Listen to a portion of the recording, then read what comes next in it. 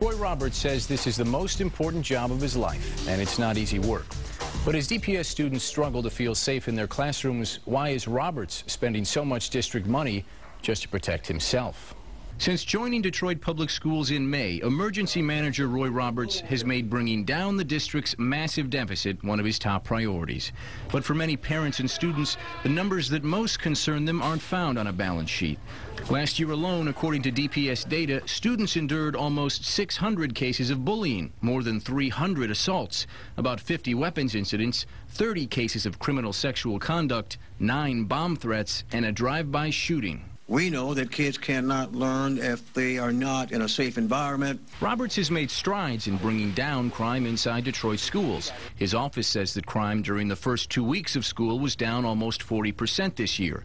But it's still a daily struggle for teachers and for students. Do you feel like your kids are safe going to school? No, I don't. I don't. This mother of 2 Detroit students says she can't send her sons to school without worrying about their safety.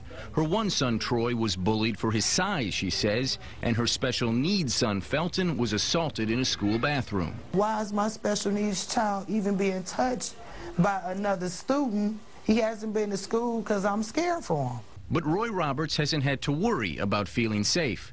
Since May, when he started at DPS, he's had 2 full-time district police officers assigned to protect just him. That's them getting into the $40,000 Chevy Tahoe purchased to chauffeur Roberts around town. And records we've obtained show that protection is costing the district a small fortune in overtime. Whenever I think I need help, I take help. And he's taken a lot. For the first 8 months of the year, district police officers racked up more than $80,000 just in overtime to protect Roberts and his predecessor, Robert Bob. Bob left the district earlier this year. Roberts' 2 guards routinely work long nights that sometimes stretch into the next morning. They even provide weekend protection.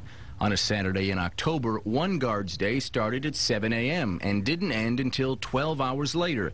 He wasn't alone. Robert's second security guard was working that Saturday, too. He didn't leave until 12:30 the next morning, logging almost 17 hours of overtime. On a weekend in June, records show one guard worked without sleep 62 straight hours to protect Roberts from 6 a.m. June 1st to 8 p.m. on June 3rd.